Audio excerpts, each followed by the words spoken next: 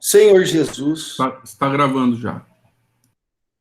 abençoa por misericórdia o lar que nos deste ao serviço da oração.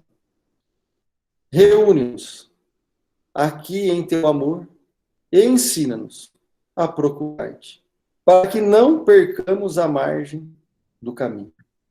Nos instantes felizes, se a nossa força, para que a alegria não nos torne ingratos e insensíveis.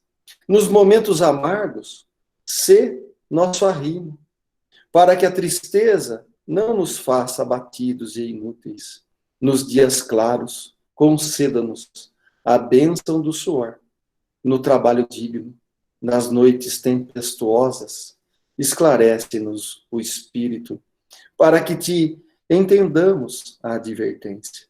Inclina-nos a pensar sentindo, para que não guardemos gelo no cérebro. Induza-nos a sentir pensando, para que não tenhamos fogo no coração.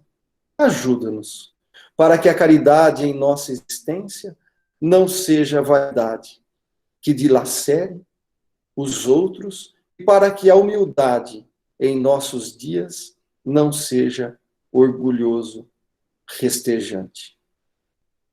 Auxilia-nos para que a nossa fé não se converta em fanatismo e para que o nosso destemor não se transforme em petulância. Amorável benfeitor, perdoa as nossas faltas. Mestre sublime, reergue-nos para a lição.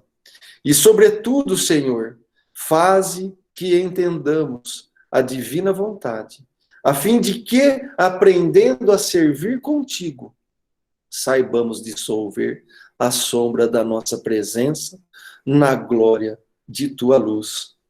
Emmanuel. Isso está no livro Espírito da Verdade, autores diversos, Valdo Vieira e Francisco Cândido Xavier. Nós estamos aí no capítulo 11 da Lei de Justiça, Amor e Caridade, já na metade do item 2, que vai estar falando de direito de propriedade, roubo.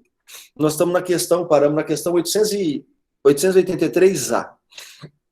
Entretanto, não será legítimo, pergunta Kardec, a espiritualidade, o desejo de possuir, pois o que tem com o que viver não se torna carga para ninguém. Então, Kardec, numa evolução, né, das propriedades adquiridas, né, ele vem nessa questão 883A, né, não seria legítimo o desejo de possuir, pois que tem com o que viver não se torna carga para ninguém, ou seja, né, para que todos possamos, com as condições, né, que tenhamos, não ser uma carga, um peso para o outro. Então, é nesse sentido que Kardec está fazendo essa pergunta.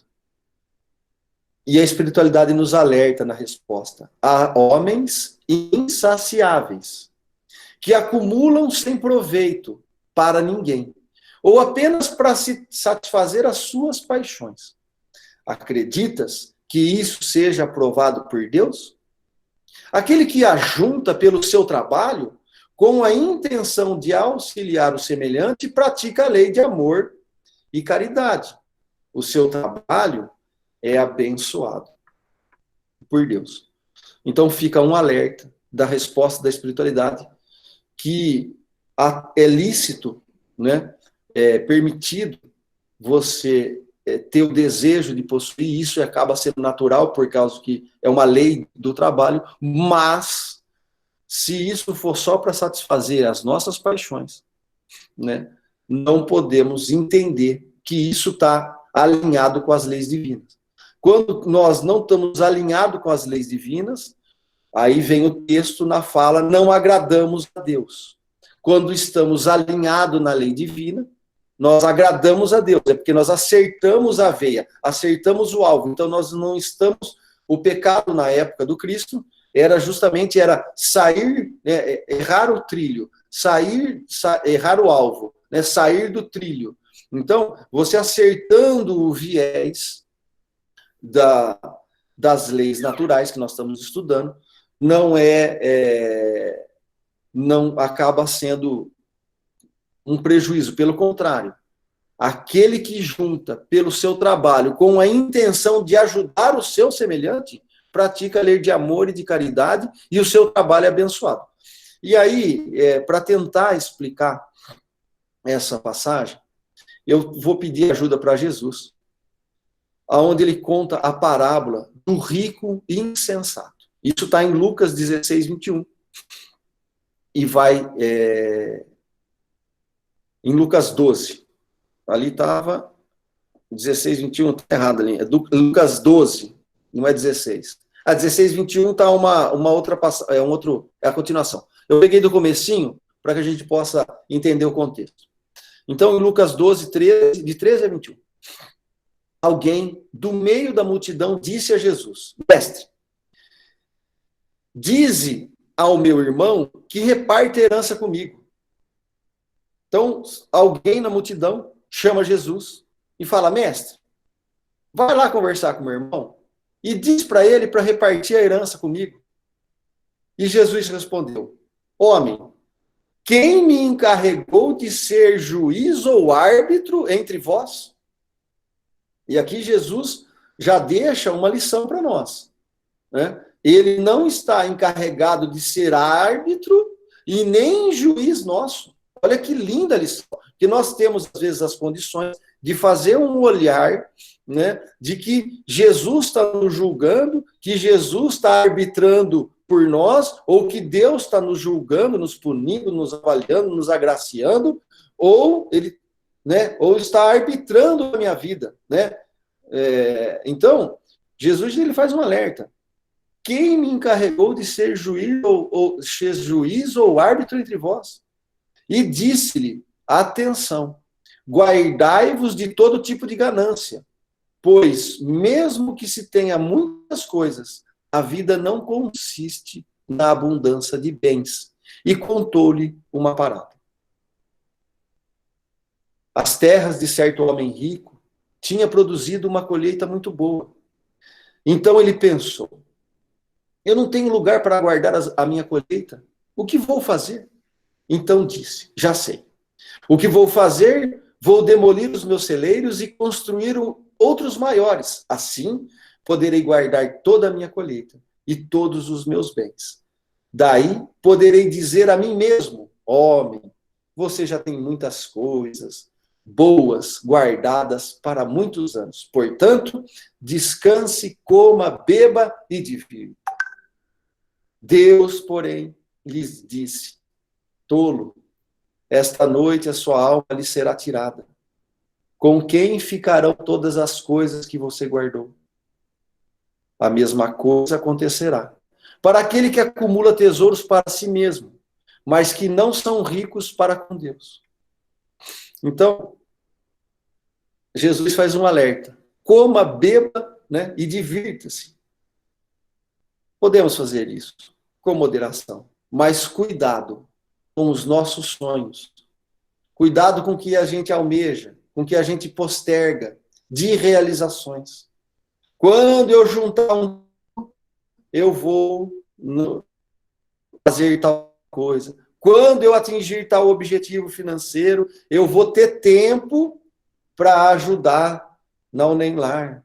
Quando eu conseguir fazer tal coisa, eu vou poder ir no Boa Vista. Quando eu atingir tal meta, eu vou ajudar meu irmão.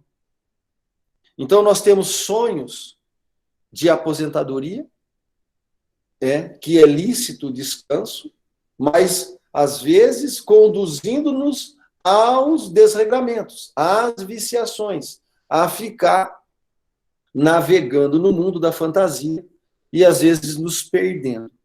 Ou então a gente projeta uma vida no céu, né, com prazeres materiais. Então, tudo podemos fazer, mas cuidado, para que a gente não perturbe a ordem, a paz da nossa concepção, né? Aí o desenho é orgânico, mas também espiritual, mental. Então, tudo podemos fazer, mas com moderação, para que nós possamos realmente está compartilhando e aproveitando desses benefícios que a Terra proporciona, né? E que é lícito termos, mas precisamos analisar a intenção e ter prudência, né? Eu acho que essa é a lição aí. Se alguém quiser ir comentando, vai ligando aí o microfone e pode falar. Na 884, Kardec pergunta: qual é o caráter da propriedade legítima? O que é propriedade legítima? No que constitui, se é de direito, você ter uma propriedade, você fazer, juntar recursos, inclusive para a velhice, como foi nas questões anteriores, né? Ou você juntar recurso para os próximos e os irmãos, então você usar a riqueza para colocar dignidade na vida dos outros. Então, qual que é o caráter da propriedade legítima? E eles vão falar o seguinte: só há uma propriedade legítima, a que foi adquirido sem prejuízo para os outros. E aí é muito profundo essa resposta. Porque uma propriedade legítima que foi adquirida por mim, sem eu prejudicar ninguém, é uma coisa que nós precisamos pensar e refletir e rever o nosso movimento no mundo. Porque aqui nós podemos estar pensando em trabalho, em recurso financeiro, mas até a condição, às vezes, de propriedade de talentos, né? Quantos não roubam uma letra de música, ou não roubam uma tela pintada, ou uma ideia tecnológica, né? Ou uma criação num laboratório. Então, a gente pode fazer essa propriedade de várias maneiras. Então, só tem uma propriedade legítima na nossa vida. Seja no cunho do desenvolvimento intelectual, ou seja no cunho da realização do acúmulo do financeiro. É tudo que for adquirido sem prejuízo para os outros. E eles falam assim: veja o item 808.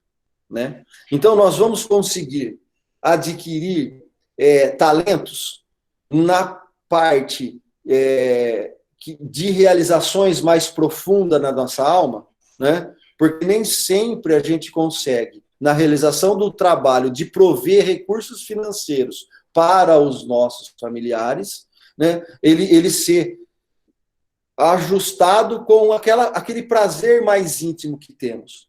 Então, às vezes a gente tem uma vontade, um desejo de ser um fotógrafo, de ser um escritor, de ser um jogador de futebol, de ser um artista, de ser um cantor, de ter aí, né, de ser um pescador, de ser um jogador e assim por diante. Mas nós temos também os trabalhos que nós devemos realizar para obter recursos para prover as nossas necessidades físicas, mas também nós vamos percebendo que vários desses trabalhos são trabalhos que nós podemos fazer de cunhos sociais, inclusive dentro do nosso lar, né? A hora que eu sirvo, a hora que eu preparo uma comida, a hora que eu capino um jardim, a hora que eu harmonizo num violão, num piano, ou numa gaita, que seja, a hora que eu relaxo, faço uma pintura para colocar no meu ambiente doméstico, a hora que eu consigo, né, fazer um corte e costura, a hora que eu consigo ser juiz de mim mesmo, dos nossos, para ajustarmos as dificuldades, os desajustes, né, sendo ali aquela voz de equilíbrio dentro do lar. Então, uma hora nós vamos ser enfermeiro, uma hora nós vamos ser bombeiro, uma hora nós vamos ser general, uma hora nós vamos ser policial. E isso, tanto na vida privada, na vida social, como na vida de trabalho. Não é? Então, são lições que passaremos. Né? A experiência do espírito há que passar por todas as conquistas. Por isso que no Espiritismo não há demérito de nenhum tipo de trabalho, né? Seja o gari da rua, ou o médico que está no hospital, ou a pessoa que está colhendo hoje a fruta, para mim, todos estão trabalhando para a saúde. Aquele que está no tratamento de esgoto, aquele que está produzindo a água, aquele que está proporcionando o alimento saudável, e aquele que está varrendo a rua, todos colaboram por uma saúde do país, né?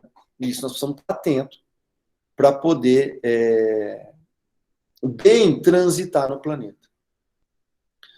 Na 808, que Kardec pede para a gente dê uma olhadinha, ele tem a 808A. Isso está no capítulo 4 desse mesmo livro, do Livro dos Espíritos, Desigualdade das Riquezas. A desigualdade das riquezas, que não tem sua origem na desigualdade das faculdades, que dão a uns mais meios de adquirir do que outros, né? Então, o que Kardec está perguntando? A desigualdade das riquezas não tem sua origem na desigualdade das faculdades? Bom, um médico não ganha mais que um gari? Um professor deveria ganhar mais que, sei lá, né? Não tem precificação de salários, né, diferente pela hierarquia, pela desigualdade das faculdades? E a espiritualidade fala assim, sim e não. Que dizeis da astúcia e do roubo? Porque volta na questão. Só é lícito aquilo que obtivermos sem prejuízo do outro. E quando aqui a espiritualidade está falando da astúcia, eu lembro lá no Antigo Testamento, né? Nós vamos pegar lá em Gênesis 3, está no comecinho lá, né? A nossa Gênese é com E, né? Gênese. E a Gênese é a Gênese bíblica, né? A serpente é retratada como uma criatura enganadora, astuta, trapaceira, que promove como bom aquilo que Deus proibiu. Então, nós estamos ali estamos lendo e fazendo um exercício de analisar as leis naturais. As leis naturais são as leis divinas. Se nós vamos propor para o outro que essas leis são ruins e o que são boas são outras leis que promovem as paixões, que incitam o desregramento, então nós estamos, nesse momento, sendo a personalidade serpente, roubando ideais e sendo astuto, demonstrando perspicácia. Como fazer isso? Então, só para a gente entender a profundeza disso. E eles vão, na desigualdade da riqueza, né? Temos a riqueza na 808A. A riqueza hereditária, entretanto, seria fruto das más paixões? Pergunta Kardec. Porque muito que a gente pode receber de herança pode ser fruto de más paixões. E a espiritualidade faz um alerta. Que sabes disso? Remontar a origem e verás que é sempre pura. Sabe, se no princípio não foi o fruto de uma expoliação ou de uma injustiça? E aí eles fazem um alerta aqui. Mas, sem falar da origem, que pode ser má, crês que a cobiça de bens, mesmo os melhores adquiridos, e o desejo secretamente alimentados de possuí-los o mais cedo possível, sejam sentimentos louváveis? Isto é o que Deus julga. E te asseguro que o seu julgamento é mais severo do que o dos homens. Então, tem várias lições para a gente poder tirar daqui, né? Aonde a espiritualidade já está remontando com a nossa maturidade intelectual e moral e nossa condição de livre-arbítrio de já avaliarmos as intenções das paixões do espírito. A cobiça, né? O desejo secreto, às vezes atropelar o tempo das coisas, querer mais cedo do que o necessário ou do que era natural. Então, isso não é agradável às leis divinas. Por quê? Porque elas são contrárias. Então, se elas são contrárias às leis divinas, nós estamos enfiando o dedo na tomada. E se a gente está enfiando o dedo na tomada, nós vamos tomar choque. Então, é por isso que o julgamento da lei é mais severo do que os nossos. Porque na lei, se nós prestarmos atenção, nas leis de Moisés, lá, vamos falar lá de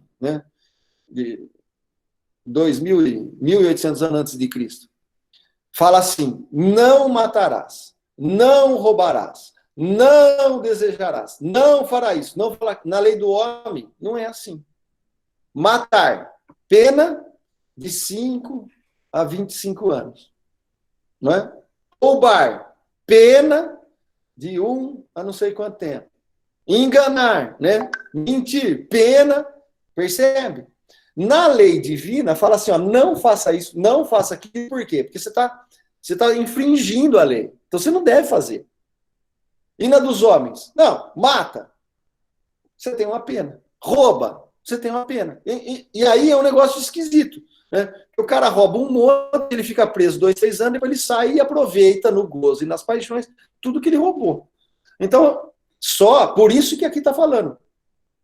Te asseguro que o julgamento da lei de Deus é muito mais severo que a dos homens. É natural. Porque as nossas leis de hoje, elas não estão mais nem próximo, né, do que as leis naturais que nós estamos analisando. Haja visto, eu mesmo não dou conta de cumprir os 10 mandamentos de Moisés. Como é que eu vou aplicar Jesus? Eu não consegui completar nem o Adão em mim, para depois eu erguer o Cristo, né? E a gente, às vezes, está achando que nós somos o suprassumo das virtudes. Né? Então, eu gostei do Aulus lá na evangelização ontem, né? Só sei que nada sei. Né? Por quê? Porque você vai analisando, tem muita gente que sabe muito mais coisa que a gente. Né? E tem muita mais pessoas que têm muito mais virtude e mérito do que nós. Basta termos os olhos de ver. Para que a gente fique vigilante e não caiamos nas cobiças, nos desejos indiscretos, né? E nem querer possuir de uma maneira abreviada e cortando o tempo e prejudicando quem quer que seja. E a espiritualidade comenta essa questão, a 884. A lei de amor e de justiça proíbe que se faça ao outro o que não queremos que nos seja feito. E condena, por esse mesmo princípio, todo meio de adquirir que o contraria. Então, o que ele está falando aqui? A espiritualidade está falando, olha, Jesus já deixou 2 mandamentos. Né? Amar a Deus sobre todas as coisas e o próximo como a ti mesmo. Se essa é a regra, tudo que fizeres que contraria esse princípio, ela contraria as leis divinas. E nós vamos ter que dar conta. Né? Não porque Deus está punindo, simplesmente porque existe uma lei. E nós temos que andar dentro das leis. É uma regra. E a regra, ela é, né, igual para todo mundo. Então, às vezes a gente vê aí e julga, né? Não é pesado. É meu irmão. Né? Quando se serve a Deus, ajudar o próximo não é um fardo. Passa a ser uma honra, porque a gente entende o mecanismo e o processo. Então, o que eu queria chamar a atenção aqui é... Opa! Ai, saiu, né, Aulos? Saiu ou não? Saiu sim, Arthur. Desculpa. Eu fui apertar um negócio aqui para poder ler embaixo. Espera aí, só um minutinho.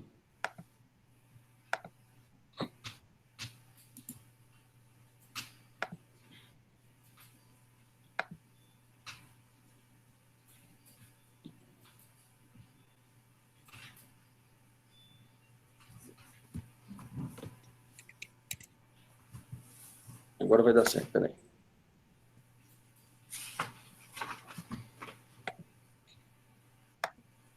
Aí. Eu fui tentar facilitar aqui para mim. Desculpa. Voltou?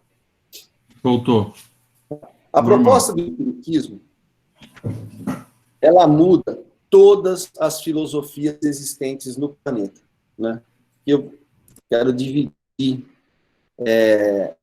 esse resumo, né, que eu entendo que Kardec, a espiritualidade, está num esforço tremendo, né, desde de Moisés e depois do Cristo, que todos os sistemas, hoje vigente no planeta, eles querem mudar o sistema, seja através da política, seja através do dinheiro, ou seja através de leis, para que o indivíduo se enquadre na nova ordem proposta. E a proposta do Espiritismo, ela vem muito clara, que ela é a de mudarmos o indivíduo. E isso é uma proposta de autonomia. E isso é fundamental que a gente compreenda isso. Porque o Espiritismo, ele não vem falar assim, vamos implantar um sistema político e todo mundo vai seguir ele goela abaixo. Vamos implantar um sistema... toda a época da humanidade está sendo assim. A gente quer fazer as regras, né? Nós estamos aí com 4,5 milhões, né, de leis, nós passamos aí semana retrasada, ou passada, não lembro, no Brasil. Aonde nós queremos moldar o cidadão na força das leis. E a proposta do Espiritismo é completamente diferente. A proposta que Kardec está falando é, vamos na instrução. O Espírito de Verdade está nos falando, amai-vos. Primeiro mandamento. Segundo, instruí-vos. Porque se a gente conseguir nos instruir, se a gente conseguir entendermos as nossas ações no planeta, refletir os nossos livre-arbítrios, e passarmos em revista isso, nós vamos nos corrigir pela nossa despertar da consciência. Então, eu queria chamar a atenção para isso, para a gente refletisse sobre isso. Quando lê as obras básicas, ou quando lê as obras subsidiárias, a gente conseguir entender nas entrelinhas esse esforço que a espiritualidade está falando, que se nós temos livre-arbítrio, que nós somos os juízes de nós mesmos, que se nós escolhemos a existência que encarnamos, que nós direcionamos as provas que precisamos passar, nós somos a liberdade em nós mesmos de corrigirmos, né? Então, dentro disso, eu volto aqui, às vezes, em Kant, né? Ele vem numa proposta analisando a heteronomia. O que é a heteronomia? É do outro. Normas dos outros. Autonomia. Norma, nós. Deixe brilhar a sua luz. E isso vai levar que a liberdade ética é um sujeito moral capaz de decidir com respeito de como deve conduzir sua vida. E como nós estamos aprendendo aqui? Nas leis. Que tudo podemos fazer desde que não prejudicamos os outros. Isso é uma autonomia, está muito alinhado com isso. O Kant ele vem falar que a liberdade de consciente ela tem que ser alicerçada na obediência às leis que o próprio sujeito moral impõe. Então, o Sartre vai falar disso, o homem está condenado a ser livre. Então, o que nós temos que ver é como nós nos relacionamos com o mundo, como nós nos relacionamos com os animais, como nós nos relacionamos com o próximo. Porque muitas vezes, e eu também faço isso, e quando eu estou falando é para mim mesmo, né? Às vezes a gente taca a pedra num sistema ou num viés ideológico, mas eu tenho que implantar isso em mim. Porque não adianta, por exemplo, nós sabemos que o coronavírus ele se dá, ou provavelmente, né, ele está se dando em função da ingestão de carne in natura de animais silvestres no mercado de Wuhan, onde animais sobrepostos, na hora que você vê o mercado, é uma coisa assim, né? Parece que você está na Idade Média, animal empurelhado, defecando um no outro, a turma indo lá, comendo vísceras, comendo um monte de coisa. Então, o que nós vamos entender? Que nós vamos que rever muitas coisas. Né? Eu como carne, eu vou ter que rever muito. Estou preparado? Não estou preparado? Cada um é que tem que saber. Eu só estou colocando que as nossas relações no mundo, elas vão partir de nós. Não vai falar assim, olha, não vai ter uma lei, amanhã não coma carne. Depois da manhã não come cobra. Não faça isso. Isso vai ter que ser natural, conforme nós avançamos, a gente ir vendo que nós estamos fora da curva, que às vezes os hábitos adquiridos há milênios estão fazendo mal e agora estão reverberando. Como corrigir isso? Como ajustar a curva? Como trazer para a nossa vida prática, dentro do nosso lar, dentro do nosso bairro, dentro dos bairros que a gente atende, por exemplo, Boa Vista. Como que nós vamos conseguir falar de saúde para eles se às vezes falta esgoto, se às vezes falta água, se às vezes falta alimentação saudável? Então, eu estou colocando isso para que a gente analise o processo da responsabilidade da liberdade. Porque a liberdade é inerente ao livre-arbítrio. Quem mais é dado é cobrado, está na lei. Então, as nossas relações, elas vão ter que ser mudadas. E ela vai ter que começar do indivíduo para a presidência. Do indivíduo para o mundo. Porque nós estamos querendo um salvador milagroso, como queriam Jesus que viesse num cavalo alado, com a sua espada flamejante, ceifando os inimigos. Na maioria das vezes, a gente ainda tem esses resquícios ideológicos, né? A doutora Irvênia colocou muito bem isso, ela indicou o livro, né? O Espiritismo e o Tempo, lá de Herculano Pires, né? Que vale a pena ler, né? Eu comecei a ler agora, para poder entender o que ela estava falando. Então é muito profundo. E aí a gente precisa fazer essa revista para que a gente consiga entender. Porque tudo isso Kardec está desenvolvendo nas questões. Na 885, o direito de propriedade é sem limite? Olha o que ele vai perguntando. Tá, é lícito eu adquirir. É lícito eu juntar para a velhice. Até onde vai esse negócio? Né? Qual que é o limite disso? É sem limite? Olha a espiritualidade. Sem dúvida. Tudo que é legitimamente adquirido é uma propriedade. Mas, como já dissemos, a legislação humana é imperfeita e consagra frequentemente direitos convencionais, que a justiça natural reprova. Então, a nossa justiça hoje dos homens, né, ela limita de alguma maneira, ou beneficia uma fatia da sociedade, por conveniência. Mas justiça natural está longe disso. Então, a justiça natural reprova. Quando que nós vamos aceitar tudo isso? É por isso, olha a espiritualidade, traz isso que eu estou falando. É por isso que os homens reformam suas leis à medida que o progresso se realiza. E que eles compreendem melhor a justiça. Então, quando é que nós vamos conseguir, né, ajustar o equilíbrio mundial de alimentação? Quando a gente conseguir compreender melhor a justiça. Quando nós vamos acertar, né, a pauta do século retrasado? Água, esgoto, saúde. Quando a gente entender que as nossas reformas, né, precisam estar alinhadas com a justiça. Que justiça? A justiça divina, as leis naturais. E num século parece perfeito. No século seguinte, se apresenta como um bárbaro. E aí ele vai remontar outra questão. Dá uma olhadinha lá na 795.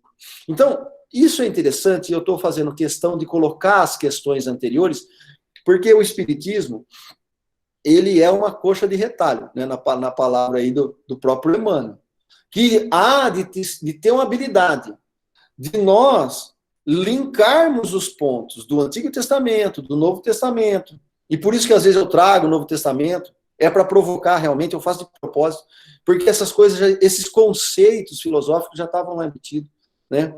E que a gente possa fazer uma revista de tudo isso. Então, na questão 795, né, ele vai chamar, né,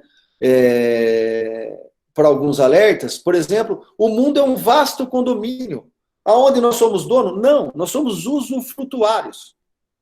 Eu peguei a herança do meu pai, eu tenho, é minha? Não, não é minha. Eu vou usufruir da melhor maneira possível, dividindo para os meus 4 irmãos e para todos os agregados ali que vêm, né? Neto, bisneto, e, se possível, jogar isso também para a comunidade. Então, o que nós temos? Nós temos a posse provisória e precisamos responsabilidade para com tudo isso.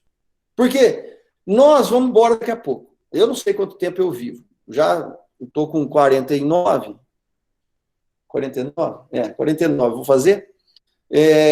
Metade da vida eu passei em desregramento. A outra metade eu estou tentando arrumar. Não vai dar tempo? Não sei. Né? Mas eu sei que vou ter mais chance para frente. Né? Se eu trabalhar no bem. Então, eu tenho que fazer o melhor para poder colher melhor lá na frente. Só que essa visão, só o Espiritismo traz. Essa é a questão. Então, na 795, qual a causa da instabilidade das leis humanas? O que acontece que tem tanto descalabro, tanto desequilíbrio, né, tanto rolo nessas leis nossas? E a espiritualidade fala assim, nos tempos de barbárie, são os mais fortes que fazem as leis. Você vê que o tempo de barbárie ainda não saiu, ainda, não estamos ainda, né, com um pezinho nele. E fazem em seu favor. Há necessidade de modificá-las à medida que o homem vão melhor compreendendo a justiça. Que justiça? Todas essas leis que nós estamos estudando já faz tempo. As leis humanas não são mais estáveis à medida que se aproxima da verdadeira justiça. Quer dizer, à medida que são feitas para todos e se identificam com a lei natural. E aqui eu achei, né,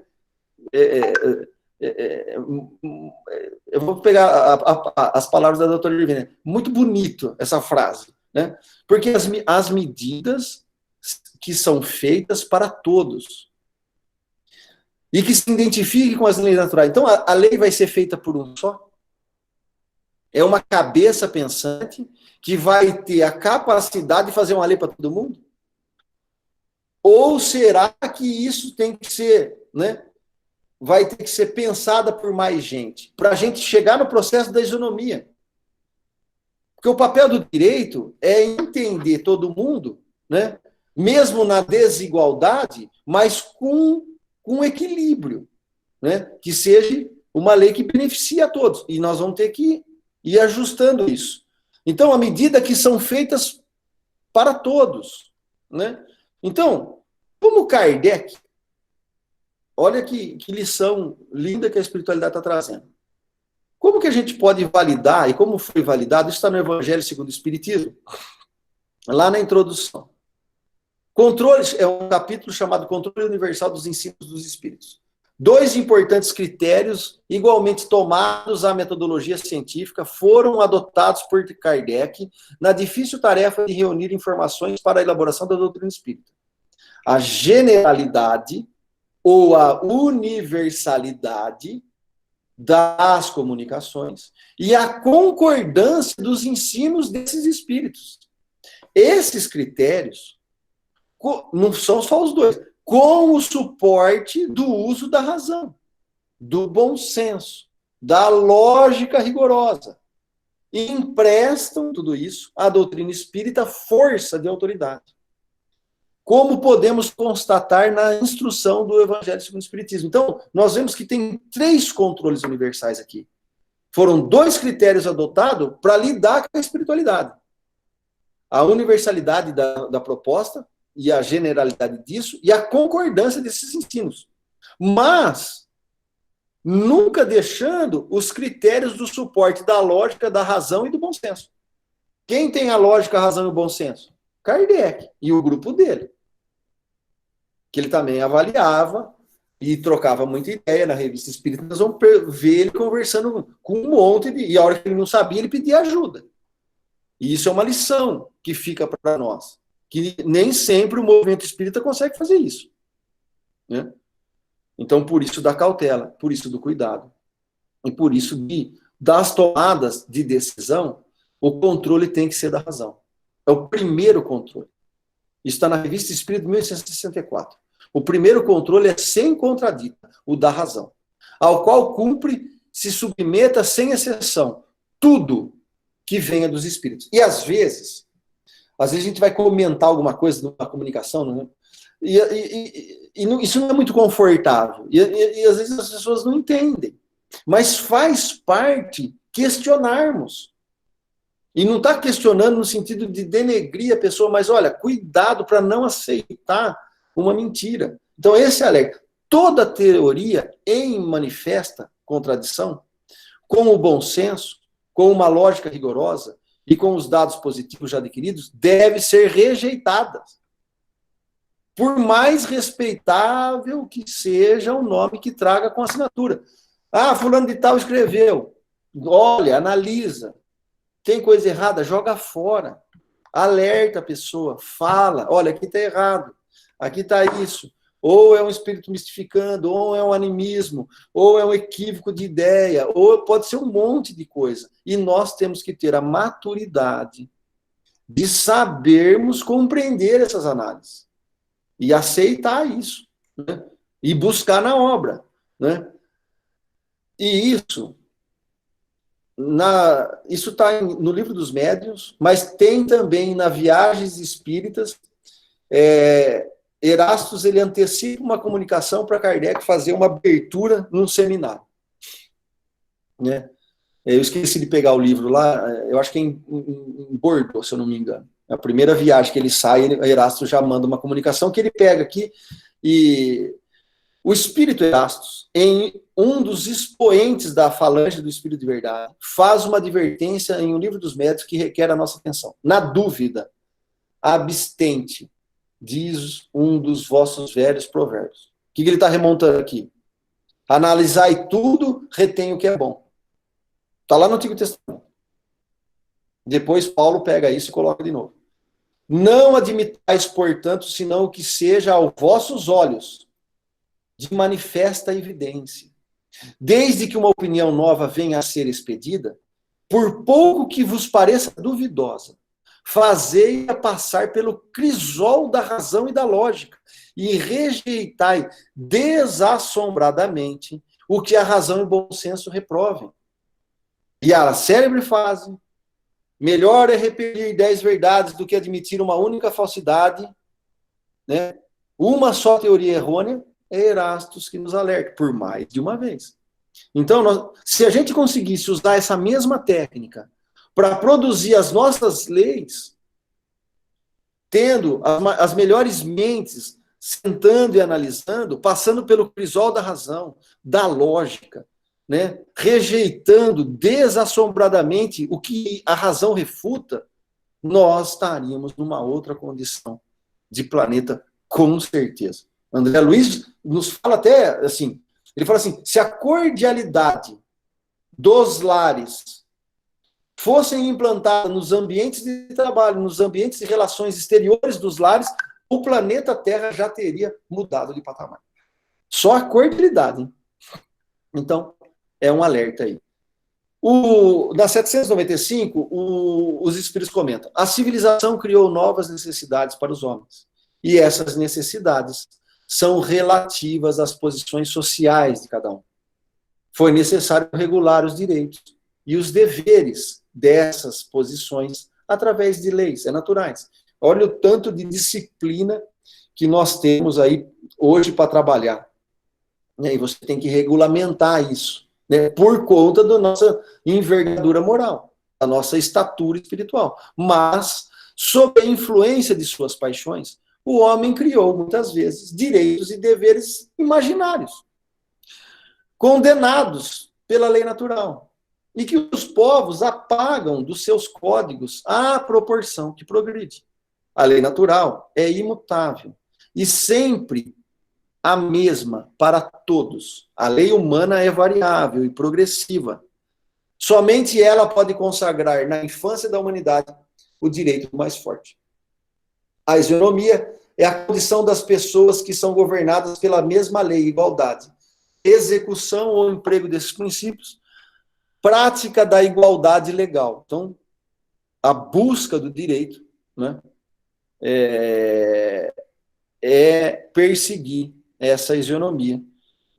Só que como nós temos paixões e ideais individuais, nós criamos marcos regulatórios e levantamos bandeiras de direitos, né, que são do nosso imaginário coletivo. A espiritualidade está nos alertando aqui. Vamos entrar agora, acabando aqui o item 2, nós vamos entrar na caridade de amor ao próximo.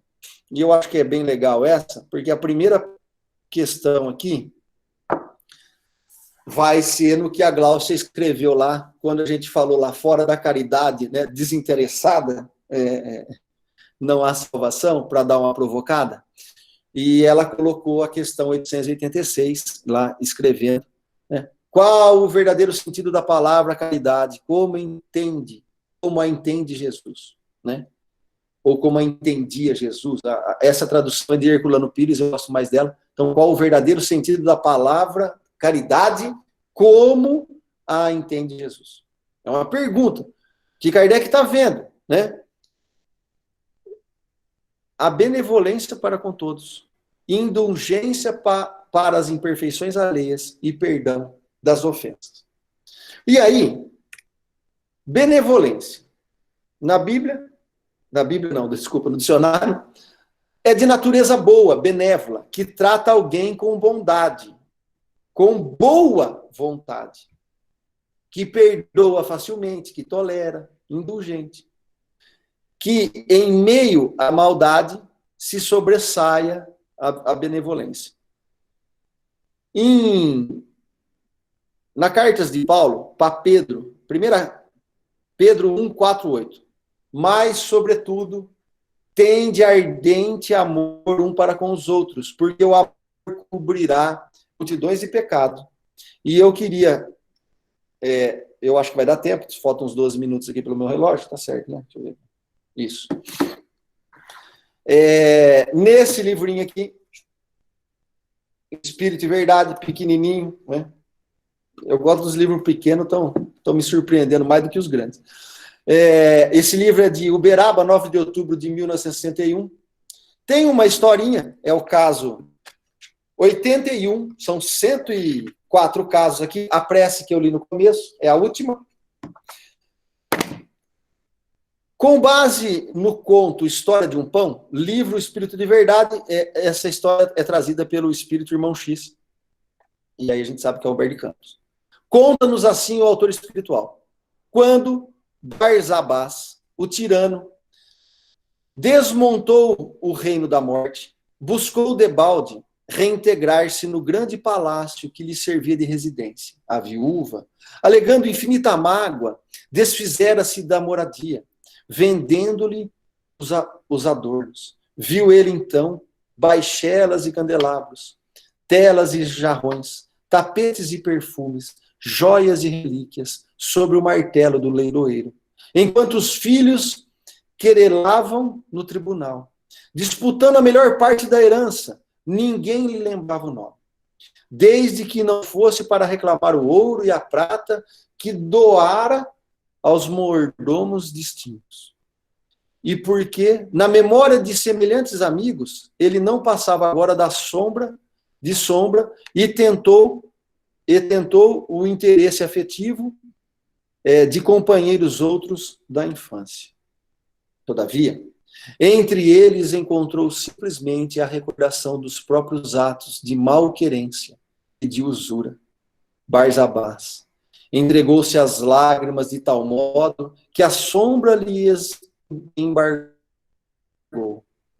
Por fim, a visão, arrojando-o nas trevas, vagueou por muito tempo no nevoeiro entre vozes acusadoras, até que um dia aprendeu a pedir na oração, e como se a rogativa lhe servisse de bússola, embora caminhasse às escuras, eis que de súbito se lhe extingue a cegueira e ele vê, diante de seus passos, um santuário sublime, faiscante de luzes. Milhões de estrelas e pétalas fulgurantes povoavam-no em todas as direções.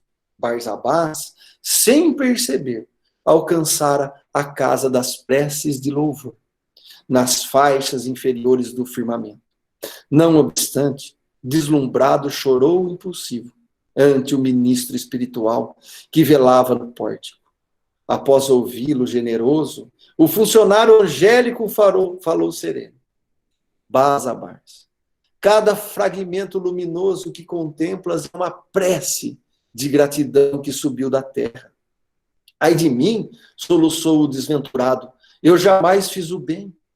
Em verdade, prosseguiu o informante, traz contigo, em grandes sinais, a pranto e o sangue dos doentes e das viúvas, dos velhinhos e órfãos indefesos que despojastes nos teus dias de invigilância e de crueldade. Entretanto, tens aqui em teu crédito uma oração de louvor. E apontou-lhe a canhada estrela, que brilhava à feição de pequenino disco solar. Há 32 anos, disse o instrutor, deste um pão a uma criança, e essa criança te agradeceu em prece ao Senhor da vida, chorando de alegria e consultando velhas lembranças. Basabás perguntou. Joaquim, o engentado? Sim, ele mesmo. Confirmou o missionário divino, segue a claridade do pão que destes, um dia por amor. E livrar-te-ás, em definitivo, do sofrimento nas trevas. E Barsabás acompanhou o tênue raio do tênue fulgor que se desprendia daquela gota estrelar. Mas em vez de elevar-se às alturas, encontrou-se numa carpintaria, humilde da própria terra. O homem calejado aí refletia, manobrando em choque, em pesado lenho. Era Joaquim, aos 40 anos de idade. Como se estivesse os dois identificados no doce fio de luz. Barsabás abraçou-se a ele, qual o viajante abatido, de volta ao calor do lar. Decorrido um ano, Joaquim o carpinteiro ostentava sorridente nos braços mais um filhinho, cujos louros cabelos emolduravam belos olhos azuis, com as bênçãos de um pão dado a um menino triste, por espírito de amor puro, conquistar a Basabás nas leis eternas o prêmio de renascer para redimir-se. O Espiritismo adota a divisa: fora da caridade não há salvação. Há nessa máxima dois conceitos principais, cujo conteúdo é preciso desvendar: a caridade e a salvação. Do conjunto da obra de Kardec surge clara a ideia de que o aprimoramento é tarefa individual de cada espírito, tendo como meta final a condição de espíritos puros. Os espíritos mais elevados incentivam e auxiliam o progresso dos que seguem na retaguarda, mas cada qual ilumina e, pois, salva a si mesmo. A evolução pessoal é intransferível, cada um segundo as suas obras. Fora da caridade não há salvação. E aí, nós vamos ver aqui que a indulgência é uma facilidade para perdoar os erros cometidos pelos outros, clemência, demonstração de perdão a um castigo, a uma pena, a uma ofensa. Eu acho que não vai dar tempo aqui. Acho que a gente podia parar nessa primeira, porque eu não ia desdobrar o que era benevolência, indulgência e perdão. Mas depois que eu vi essa história de Basabás, nós vamos observar que um gesto, um ato de amor encobre multidões de erros e de desvios. Então, a nossa caridade, que for realmente desinteressada, que ela conseguir pegar num desses 3 viés que Jesus já consegue, nós vamos nos beneficiar, né? E é nesse esforço que nós temos que entender que, se nós compreendermos que A caridade é benevolência para com todos, indulgências para com as imperfeições dos outros.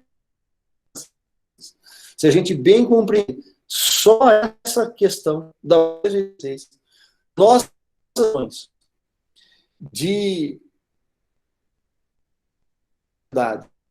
com o próximo e com a nossa família, há de mudar.